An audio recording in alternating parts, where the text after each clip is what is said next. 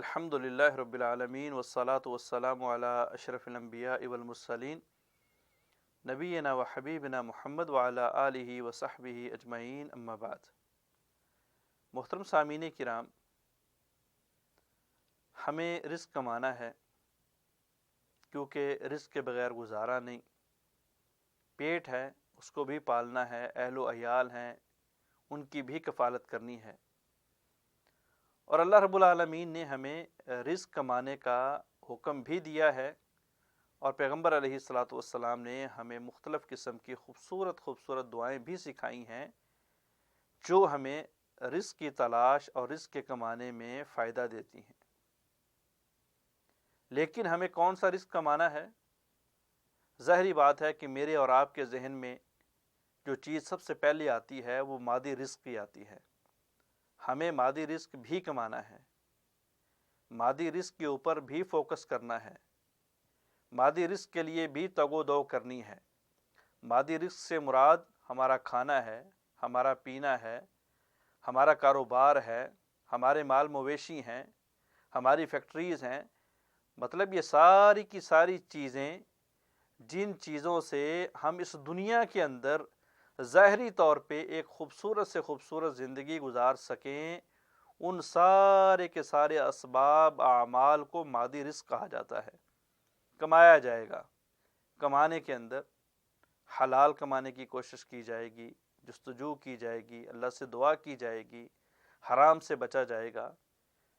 تو یہاں پہ ہم نے مادی رزق کمانا ہے، وہاں پہ کچھ اور ارزاق بھی ہیں اور رزق بھی ہیں جن کو کمانا اور جن کو مانگنا اور جن کو حاصل کرنے کی جستجو کرنا، یہ ایک ہر سچے اور سچے مسلمان کے اوپر فرض ہے۔ ہمیں مادی رزق کے ساتھ ساتھ ہمیں روحانی رزق بھی مانگنا ہے۔ اللہ سے یہ مانگنا ہے کہ اللہ اپنی عبادتوں کی لذت عطا فرما، اللہ نمازوں کے اندر لذت عطا فرما، اللہ قرآن کی محبت عطا فرما۔ اے اللہ جتنی بھی تیری پابندیاں ہیں ان سے دور رہنے کی توفیق، اور جتنے بھی کام تیرے قریب کرنے والے ہیں اللہ ان کو کرنے کی توفیق عطا فرما۔ اللہ جہاں پہ روپیہ پیسہ دے رہا ہے، دینا ہے، وہاں پہ ہمیں روحانی رزق بھی عطا فرما۔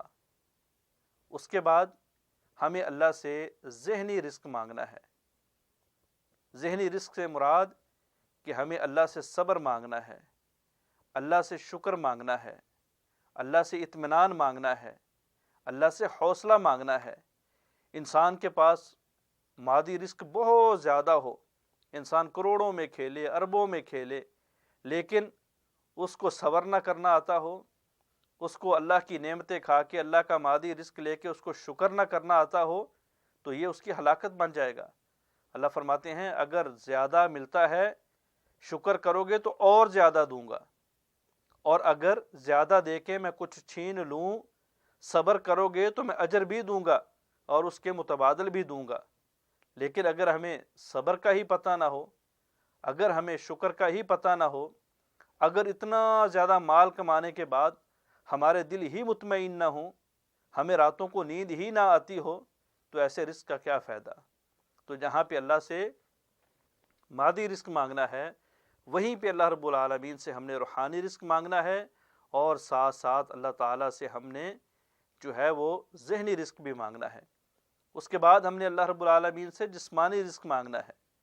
جسمانی رزق سے مراد کہ یا اللہ میرے اعضاء تندرست رہیں، سلامت رہیں، کام کرنے والے رہیں۔ اے اللہ میں کسی کا محتاج نہ ہوں۔ آدمی کروڑوں میں کھیلے لیکن ویل چیئر پہ آ جائے، چلنے کا محتاج ہو جائے، اٹھنے بیٹھنے کا محتاج ہو جائے، تو اللہ رب العالمین کی طرف سے یہ عذاب ہے۔ اس کے بعد ہمیں اللہ سے معاشرتی رزق مانگنا ہے۔ معاشرتی رزق سے مراد کہ اللہ سے نیک بیوی مانگنی ہے۔ عورت ہے تو اللہ سے نیک خامند مانگنا ہے، نیک اولاد مانگنی ہے، نیک اللہ رب العالمین سے دوست احباب ماننے ہیں جو اتنے زیادہ مادی رزق کے اندر اس کے لیے سکون، اس کے لیے تحفظ کا باعث بنے۔ اور اس کے بعد ہمیں اللہ رب العالمین سے علمی رزق مانگنا ہے جو کہ بہت زیادہ اہمیت کا حامل ہے۔ علمی رزق سے مراد یہ ہے کہ ہمیں حکمت آتی ہو، ہمیں دنائی آتی ہو، ہمارے اندر سلیقہ ہو، ہمیں اٹھنے کا، ہمیں بیٹھنے کا، ہمیں بولنے کا، ہمیں جو ہے وہ میل جول رکھنے کا طریقہ آتا ہو۔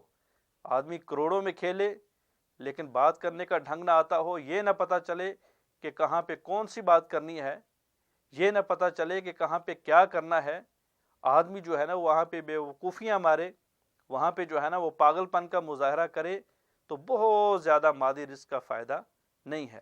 اللہ سے دعا ہے کہ اللہ تعالی ہمیں مادی رزق کے ساتھ ساتھ یہ جو 5 قسمیں رزق کی بتائی گئی ہیں ان کے اوپر بھی عمل پیرا ہونے کی توفیق عطا فرمائے۔ السلام علیکم ورحمۃ اللہ وبرکاتہ۔